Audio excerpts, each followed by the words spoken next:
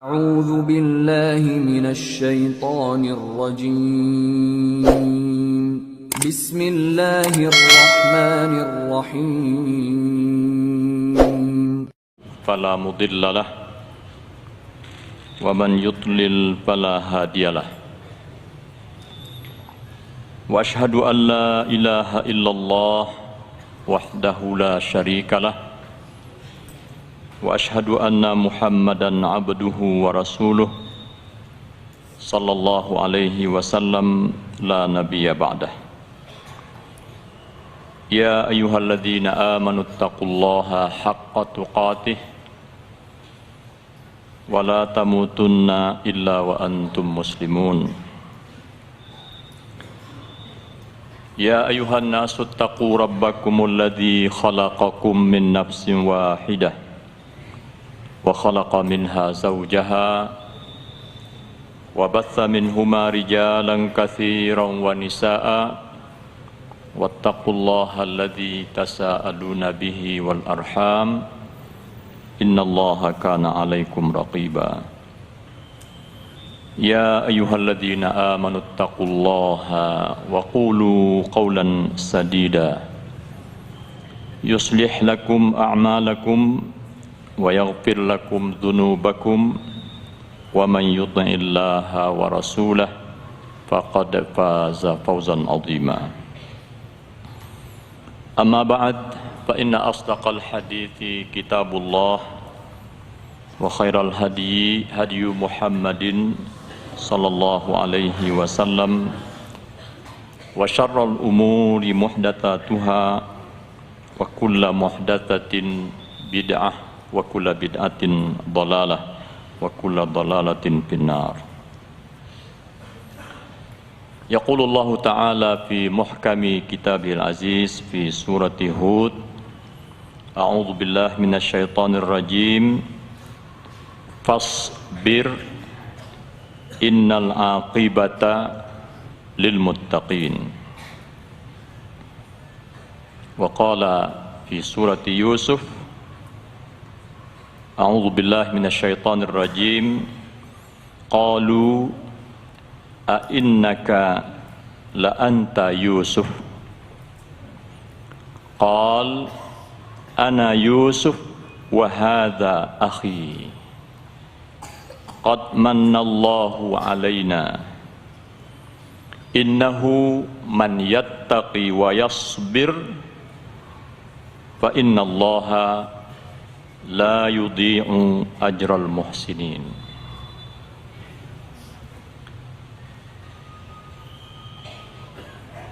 أصحاب الفضيلة مشايخ في الأمام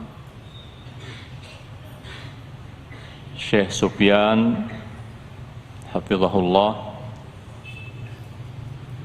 wa Syekh Fakhruddin Hafizahullah Syekh Mizan Syekh Abdullah wal masyayikh al-akharun, para asatidzah, bapak-bapak, ibu-ibu, saudara-saudara, jamaah pengajian mingguan Masjid Fauzan Al-Fauzan hafizakumullah. Untuk pertama kali saya duduk seperti ini di hadapan bapak-bapak, ibu-ibu yang di luar. Walaupun seperti disampaikan oleh Syekh Abdullah tadi, saya ke sini sudah mungkin semenjak tahun 1999 atau 98. Waktu masih bersama guru kita, orang tua kita, Syekh Husni Jamaluddin rahimahullah. Dan Setelah itu saya tidak hafal berapa kali berkunjung ke tempat ini. Tapi Allah mentakdirkan baru kali ini saya duduk seperti ini. Biasanya duduk di tempatnya syekh-syekh muda kita itu. Ketika ada tamu-tamu dari Kuwait, saya mendampingi. Maka saya duduk seperti ini merupakan syaraf dan kehormatan bagi saya untuk mengisi tabligh akbar. Walaupun mungkin saya kurang pantas untuk mengisi tabligh akbar itu. Hadirin wal hadirat, di dalam kajian saya insyaallah sampai masuk waktu Isya, kemungkinan saya akan menyelingi kajian ini dengan nostalgia sejarah tentang dakwah sunnah di Lombok ini. Maka kajian kita malam ini kita beri judul Perjuangan Dakwah Memerlukan Kesabaran.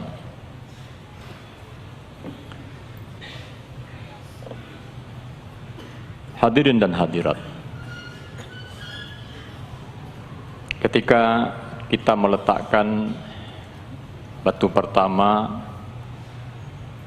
untuk Pondok Abu Hurairah di Mataram, yang waktu itu dihadiri oleh Bapak Wali Kota, saya dari Jakarta, dan 2 orang utusan dari Lajnat Janub Syarq Asia, Jamiyat Ihya Turath Islami. Kita letakkan batu pertama, tetapi kemudian mendapat rintangan sehingga batu pertama itu tidak berlanjut. Walaupun waktu itu sudah diurus segala sesuatunya termasuk IMB-nya.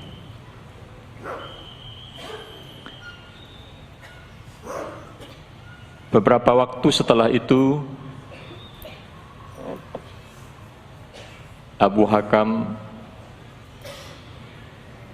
mungkin termasuk orang tua kita juga,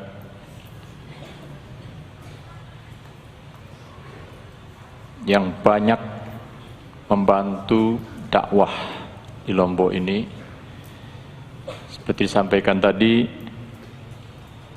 beliau termasuk yang tersisa dari yang memulai dakwah sunnah.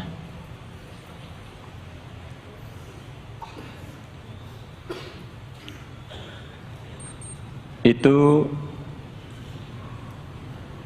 kemudian memberitahu, Ustadz, ini pesantren kita mendapatkan halangan.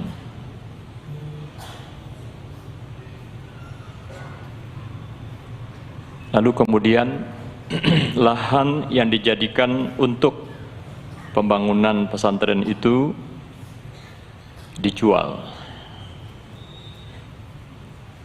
Dibelilah lahan baru di tempat pesantren Abu Hurairah yang sekarang. Sebelumnya apa Syekh Farun, Lawata, ada Masjid Aisyah, ya. Masjid Aisyah itu dijadikan sebagai pondok laki-laki dengan berdesak-desakan. Tapi kemudian setelah dapat membebaskan tanah di yang sekarang ini. Maka Masya Allah, Allah berikan pertolongan lewat seorang donatur namanya Abdul Aziz Ad-Dakhil. Di Masjid Aisyah ada pondok untuk putra, markas Ad-Dakhil itu untuk putri.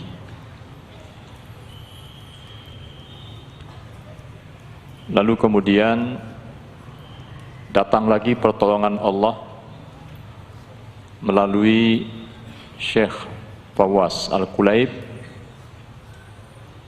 sehingga dibangun lagi pondok Abu Hurairah Putra persis di samping yang putri.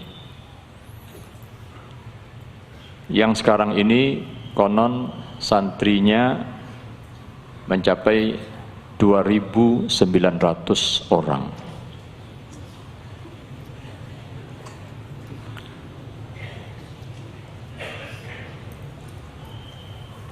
Bagi saya yang ikut mengalami hal ini,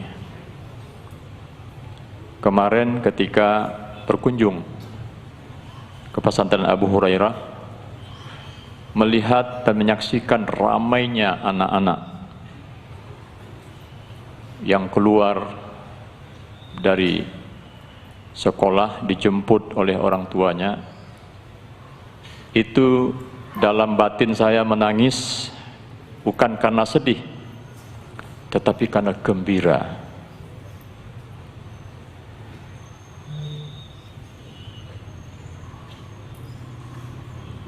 Apalagi di Lombok Timur ini, di Bagi Nyake ini. Masjid ini kita resmikan pada tahun 2000. 19 tahun yang lalu.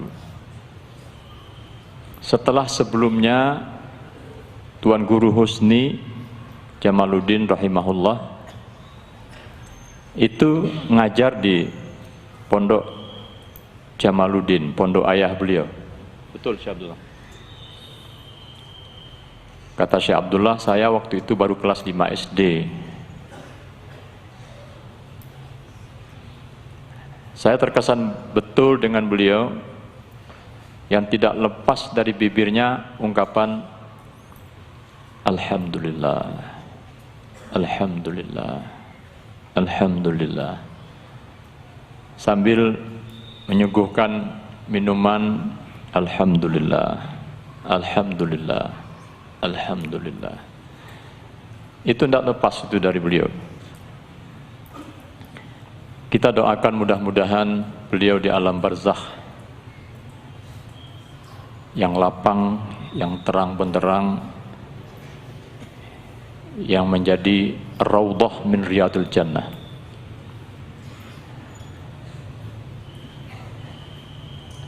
Saya tanya kepada Ustaz Abdullah, Al-Walid berapa lama dia ada di sini? Karena seingat saya, beliau sangat sebentar. Setelah itu dipanggil oleh Allah Subhanahu wa taala. Ternyata hanya sekitar 6 bulan. 6 bulan beliau sholat di sini, berdakwah di sini, tinggal di rumah di dalam sini. Setelah itu berangkat haji, dan di Mekah dalam perjalanan ke Masjidil Haram beliau meninggal dunia. Mudah-mudahan itu sebagai isyarat husnul khatimahnya beliau. Hadirin dan hadirat, perjuangan dakwah memerlukan kesabaran, sehingga Nabi kita Muhammad sallallahu alaihi wasallam di dalam surat Hud ayat 49 yang saya bacakan tadi, itu diperintahkan oleh Allah, fasbir innal aqibata lil muttaqin. Sabar Muhammad. Ujungnya nanti keperpihakan, kemenangan akan diberikan oleh Allah kepada orang-orang yang bertakwa. Ayat ini itu di tengah-tengah ayat di mana Allah mengisahkan nabi-nabi, di antaranya Nabi Nuh, sebagai pelajaran juga dan penjelasan juga bagi Nabi. Bagaimana perjuangan Nabi Nuh alaihissalam. Lebih 900 tahun berdakwah. Yang beriman hanya sangat sedikit sekali.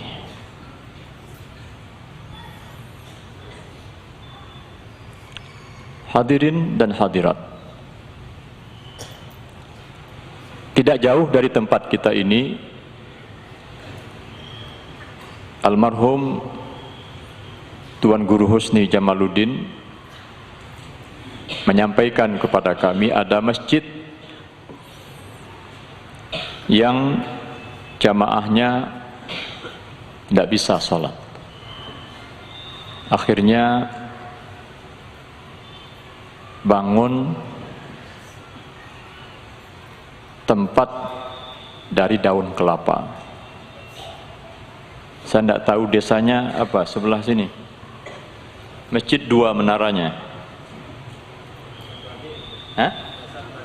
Dasan Bagi. Ada jamaah dari Dasan Bagi sini? Ada. Yang dulu diusir sholat di bawah daun kelapa, lalu kemudian dibangun. Tadi siang kita berkunjung ke desa Master apa? Enggak. Yang sebelumnya. Presa Raya, apa? Presa, kecamatannya? Sakra. Desa Presa. Dibangun masjid, kemudian mendapat tantangan, akhirnya masjidnya dijual. Ya. Habis itu ada dari Presa di sini datang. Betul itu. Masjid dijual. Ya. Saya lihat tadi. Masjidnya itu sekarang menjadi kantor kepala desa. Tapi apa hikmahnya? Hikmahnya tidak jauh dari situ dibangun masjid 2 lantai, namanya Masjid As-Sunnah. Betul ya? Ini apa maknanya, bapak-bapak dan ibu-ibu? Dakwah yang kita yakini adalah dakwah yang hak ini adalah dakwah yang penuh berkah. Setelah itu tadi kami ke Anas bin Malik,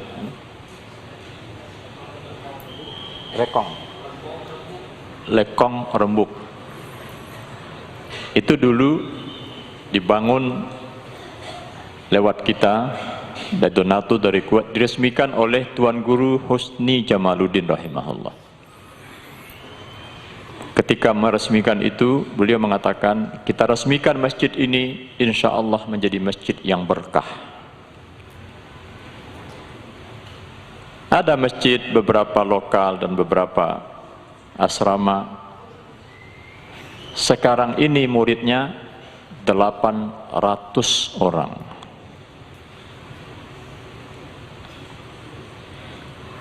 Saya ingat juga di belakang sini bagi apa nih? Masjid besar seperti ini di belakang. Suralaga. Ada jamaah dari Suralaga? Ya. Itu juga dulu mendapat tantangan yang luar biasa.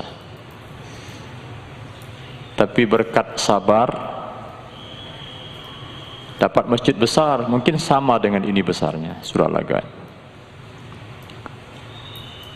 Itu juga dulu sholatnya di lapangan, di apa. Allah kasih. Jadi berpengalaman dari situ, yakinlah bahwa setiap tantangan yang kita hadapi dalam berdakwah ini, Allah akan berikan yang lebih baik. Markas ini sudah 2000, saya Abdullah? 2100. Ya. Yang ini mula-mula cuma masjid ini saja. Kemudian tambah sedikit di belakang. Lama-lama tambah lagi. Sekarang tambah lagi. Ini semuanya adalah keberkahan.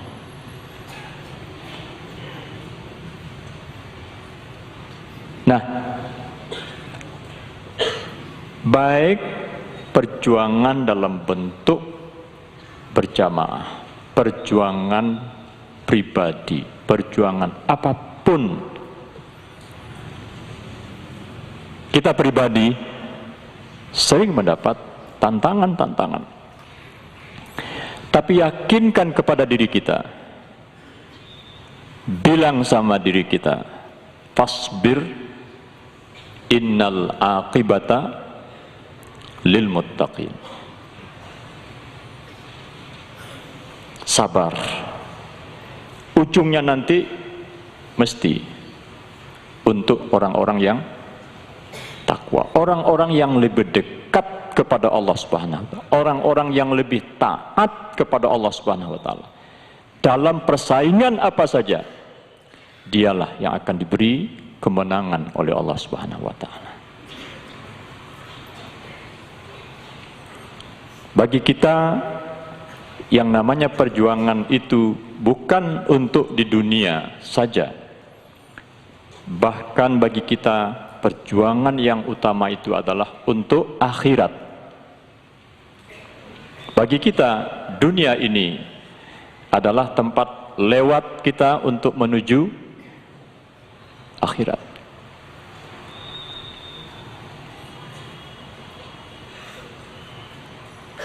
Nah, kalau ayat dalam surat Hud tadi berbicara kepada Nabi kita Muhammad sallallahu alaihi wasallam, fasbir innal aqibata lil muttaqin, sabar Muhammad. Akibah, ujung dari perjuangan itu untuk orang bertakwa, untukmu dan untuk umatmu.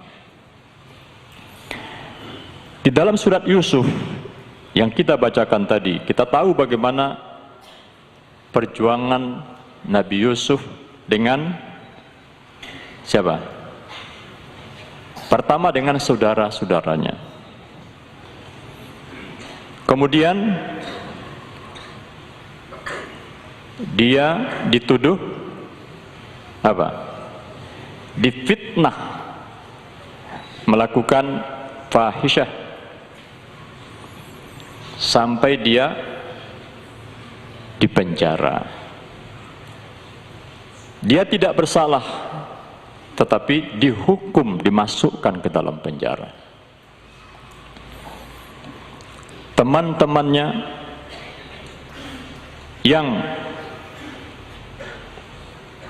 mengucilkan dia, menyakiti dia, menyiksanya, bahkan mau membunuhnya, lalu kemudian disepakati untuk dilemparkan ke dalam sumur. Ujungnya bagaimana? Bagaimana kisahnya antara saudara-saudara Nabi Yusuf dengan Nabi Yusuf? Siapa yang menang? Allah menangkan Nabi Yusuf. Oleh karena itu, ketika berhadapan dengan Nabi Yusuf, saudara-saudaranya dalam keadaan fakir, miskin, compang-camping. Begitu bertemu, Nabi Yusuf ingat kepada saudaranya. Tapi saudaranya tidak ingat kepada Nabi Yusuf.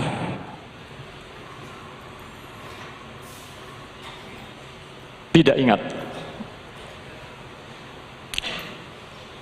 Ringkas kisahnya, begitu perlakuan dan tindakan tidak baik yang menyakitkan yang diberikan oleh saudara-saudaranya kepada Nabi Yusuf, ketika Nabi Yusuf berada dalam status sosial ekonomi yang tinggi dan di hadapannya ada saudara-saudaranya yang menyakitinya, apakah Nabi Yusuf membalaskan dendam? Tidak. Ya. Malah dalam peristiwa itu Nabi Yusuf pun dituduh sebagai pencuri. Kalau sekarang Benyamin ini mencuri, dulu saudaranya juga mencuri. Yang dimaksud saudaranya siapa? Nabi Yusuf yang ada di depan mereka. Tapi apakah Nabi Yusuf membalasnya dengan kasar, dengan keras, mendendam? Tidak. Inilah ajaran agama kita.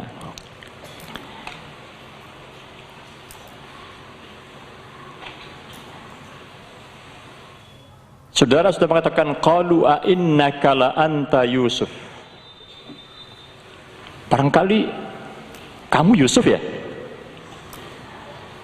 Dengan apa?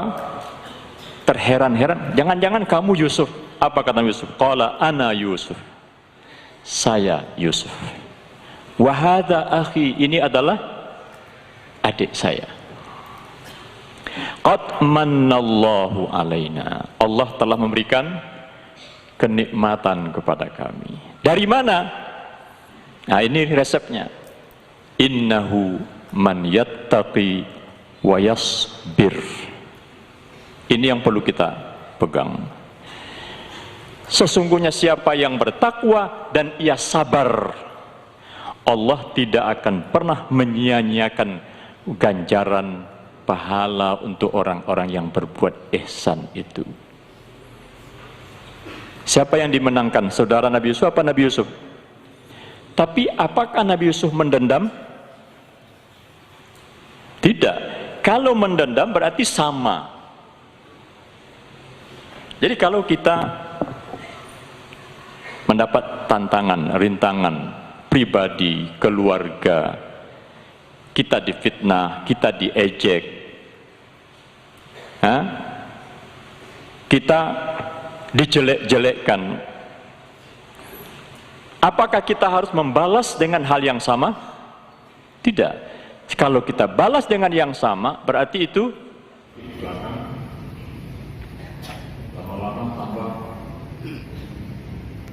tambah. Sekarang ini semuanya adalah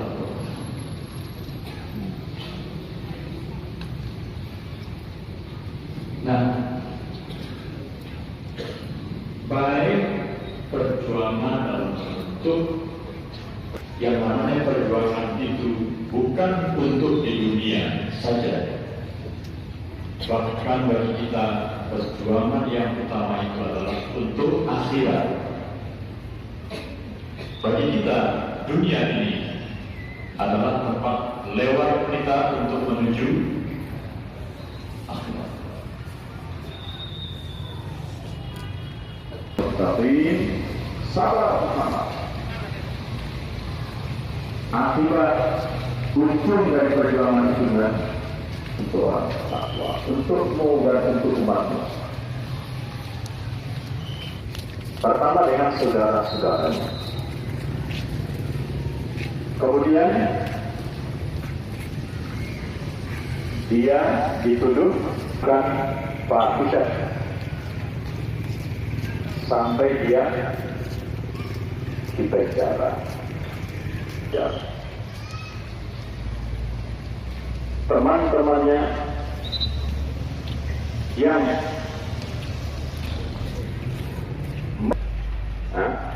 ujungnya bagaimana?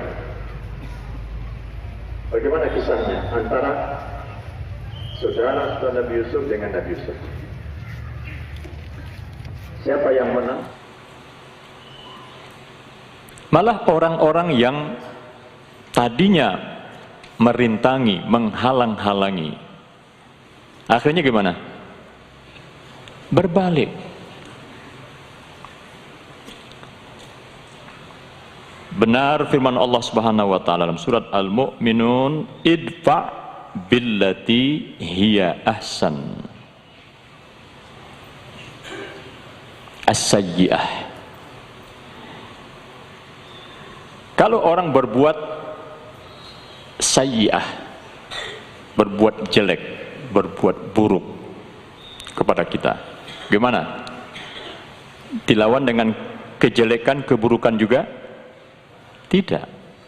Allah perintahkan idfa billati hiya ahsan as-sayyi'ah. Tolak dengan cara yang lebih baik. Ya. Menunjukkan kebesaran.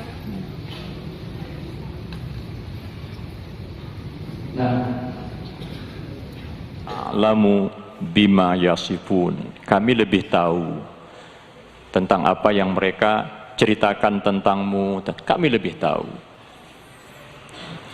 Kami tidak akan membiarkan kamu. Tidak. Pada saatnya pasti pertolongan kami akan datang kepadamu. Itulah mana innal aqibata lil muttaqin. Fasbir innal aqibata lil muttaqin.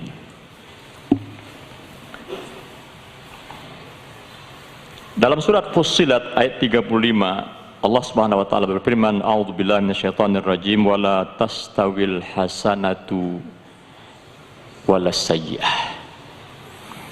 Tidaklah sama yang baik itu dengan yang buruk. Semua kita tahu bahwa yang baik dan buruk tidak sama. Tapi dua-dua ini ada dalam kehidupan. Dalam kita bermuamalah, ada orang yang berbuat baik kepada kita, ada orang yang berbuat buruk kepada kita. Betul? Apa semua orang baik sama kita? Tidak. Semua orang buruk sama kita? Tidak juga. Baik buruk itu ada di sini.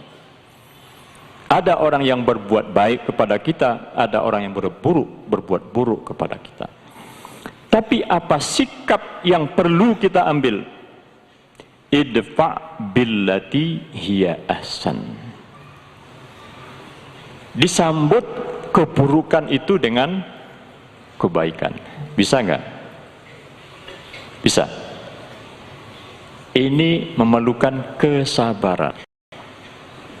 Fasbir. Perlu sabar kita.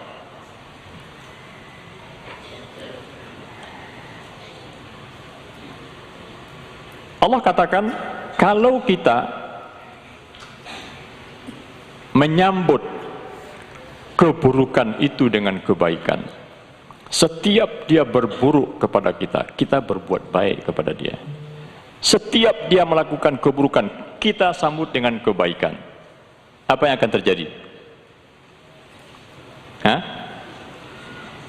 Fa idzal ladzi bainahu wa bainaka adawah ka'annahu waliyyun hamim. orang yang antaramu dan dia ada permusuhan, nanti permusuhan itu akan menjadi apa? Waliyun hamim, teman yang sangat akrab. Tapi kalau keburukan kita balas dengan keburukan juga, gimana? Berkelahi, berkelahi, berantam, bunuh-bunuhan. Allah katakan tak, yang baik dan yang buruk tidak sama. Lalu apa yang lakukan? Idfa billati hiya ahsan. Nanti permusuhan itu akan hilang, berubah menjadi teman.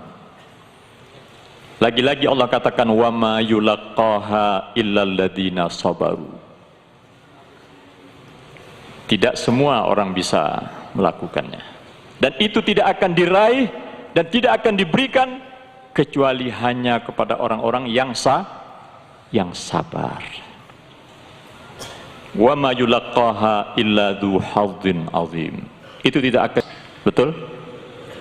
Nah, kita doakan malam ini mudah-mudahan dakwah sunnah di Lombok ini punya universitas. Sekarang dari 100 lebih mahasiswinya hampir 20% dari Lombok. Ya. Dari Lombok. Baik perjuangan dalam bentuk yang namanya perjuangan itu bukan untuk di dunia saja. Ada 2 orang dosen dari Sudan, 1 dosen pria dari Yaman, dan 3 dosen wanita juga dari Yaman, yang mereka hafal Al-Quran, punya sanad. Itu kita niatkan untuk mencetak ulama-ulama wanita yang hafal Al-Quran, bisa berbahasa Arab dengan lancar, memahami ilmu-ilmu agama. Tapi kita ingin di Lombok ini sudah banyak pesantren-pesantren SMP, SMA, Sanawiyah, Aliyah. Kita mohon kepada Allah nanti ada universitas. Insya Allah. Bagi kita sulit, berat, seperti mustahil. Tapi bagi Allah mudah. Bagi Allah tidak ada yang sulit. Inilah yang dapat saya sampaikan dalam kesempatan ini. Saya sudah mendengar azan di luar. Mudah-mudahan Bapak, Ibu, ya, patah, tumbuh, hilang, berganti. Dari jamaah Tuan Guru Husni Jamaluddin sudah banyak yang berpulang. Tapi setelah itu banyak lagi yang muda-muda. Ustadz Tuan Guru Husni Jamal sudah meninggal, Masya Allah. Ustadz Sufyan, Ustadz Mizan. Ustadz Mizan ini bukan hanya Ustadz orang Lombok, ini Ustadz nasional. Saya ngeri tadi duduk di hadapan beliau. Masih muda, ilmunya lebih banyak dari saya. Ada Ustadz Abdullah, dan seterusnya dan seterusnya. Kita didik anak-anak kita menurut dakwah sunnah ini. Tadi di Setra, desa apa tadi? Sakra tadi apa? Desa Presa, ada Syekh Muharrar. Ya. Sekarang ambil S2 di Riyadh. Masya Allah. Dan kita tunggu dari kader-kader kita ini nanti akan muncul doktor-doktor. Sekarang belum ada. Belum ada. Yang doktor belum. Dokter dari mana itu? Dari luar belum? Belum. Dokter dari Madinah. Dari mana itu? Dari Sembalun. Wah. Ya. Dokter dari Riyadh. Dari mana? Dari Suralaga. Kalau kita terus, insya Allah. Fasbir innal aqibata lil muttaqin. Aqulu qawli hadza wa astaghfirullah li wa lakum. Subhanakallahumma wa bihamdika asyhadu an la ilaha illa anta astaghfiruka wa atubu ilaik. Assalamualaikum warahmatullahi wabarakatuh.